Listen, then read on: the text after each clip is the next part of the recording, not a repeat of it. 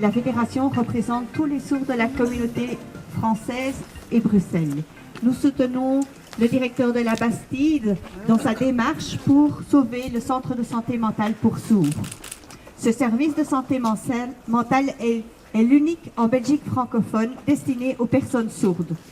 Il permet aux personnes sourdes de rencontrer des professionnels qui connaissent leur langue et qui leur permettent de communiquer aisément.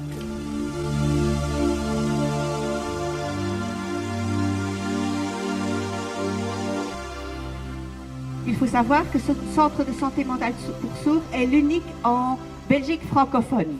Il est destiné aux enfants, adolescents, adultes et personnes âgées. Il offre un soutien et des animations de sensibilisation sur le thème de la santé mentale.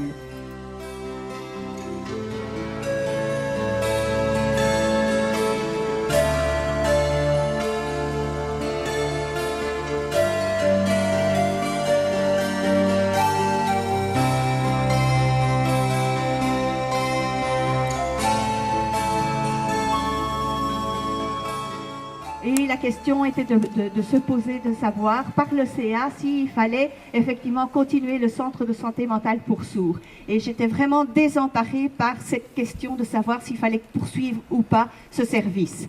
Ma motivation a dès lors diminué. Je travaillais dans des conditions de plus en plus difficiles.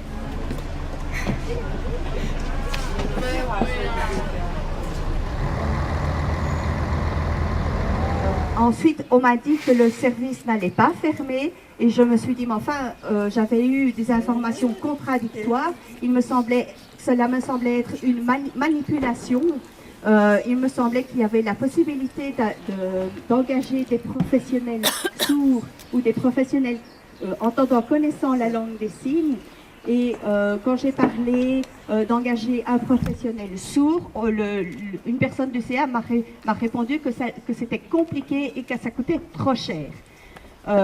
Il fallait, pour moi, en tout cas, que le CA se positionne à engager non seulement une personne sourde, mais également une personne entendante qui connaisse la langue des signes et qui connaisse la culture sourde, parce que les sourds sont confrontés à de nombreux obstacles dans leur vie et ils ont besoin d'un service accessible à tous les sourds.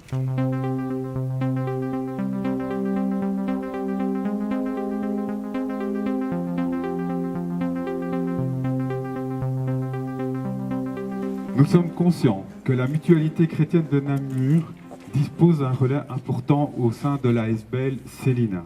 Et nous prenons acte avec optimisme qu'elle exercera au mieux son pouvoir d'influence au sein de cette association afin que l'avenir du service de santé mentale pour les personnes sourdes ne soit plus menacé. Ce sont de graves dysfonctionnements, je répète, ce sont de graves dysfonctionnements qui ont justifié l'ultimatum adressé par l'administration de la région wallonne au président de l'association Célina. Ceci avait notamment pour origine un manque flagrant de considération de certains dirigeants du pouvoir organisateur à l'égard des personnes professionnelles du terrain. Nous ne pouvons plus accepter comme interlocuteur crédible un président ou un administrateur délégué responsable d'une telle mise en danger de la pérennité de ce service. On ne peut sous-estimer le fait que cet ultimatum était en réalité l'enclenchement d'un processus pouvant aboutir à un retrait d'agrément, ce qui signifie clairement l'arrêt pur et simple du subventionnement du service.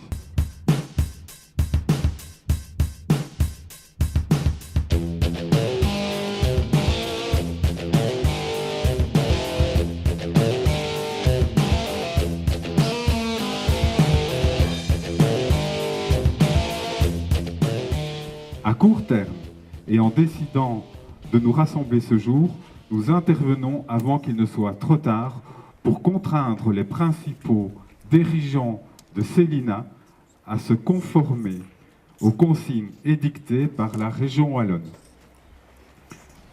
Un ultimatum venant à échéance le 31 mars Au plus tard.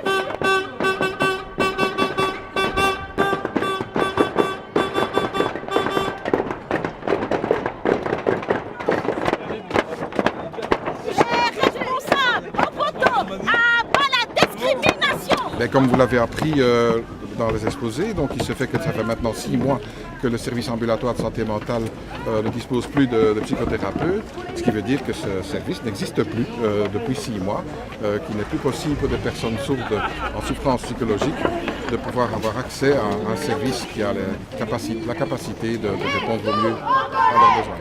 Alors pourquoi êtes-vous venu manifester ici devant la mutualité chrétienne? Eh bien, c'est tout spécialement parce que nous savons qu'il y a un engagement de la mutualité chrétienne qui a pris conscience de cette situation chaotique, une volonté en tout cas d'exercer un pouvoir d'influence pour amener ces pouvoirs-utilisateurs à la raison, parce que c'est une situation inacceptable. Alors vous faites partie de l'Assemblée générale de cette association. Quel est le rôle que vous y jouez? Vous savez, une assemblée générale, c'est une chambre d'entérinement. Le pouvoir est exercé par un bureau composé de 2-3 personnes et qui rend compte peut-être pas systématiquement de sa gestion quotidienne. Nous assistons vraiment à un spectacle hallucinant. Alors qu'est-ce que vous demandez? Vous demandez la démission du président du conseil d'administration? Il est clair que la communauté des sourds n'a plus confiance en ces deux interlocuteurs. Ce n'est pas avec ces personnes que nous devons rechercher des solutions pour l'avenir.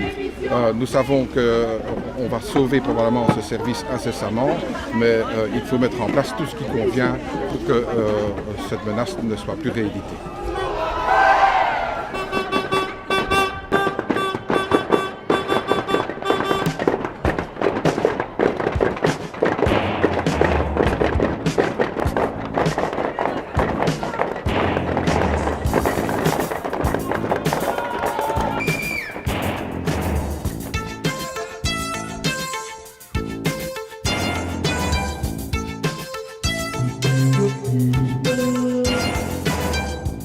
Il faut qu'il y ait au sein des pouvoirs organisateurs des personnes qui ont des compétences dans le domaine de la santé mentale, qui savent de quoi on parle lorsqu'on aborde des questions qui concernent les souffrances psychologiques que rencontrent les personnes.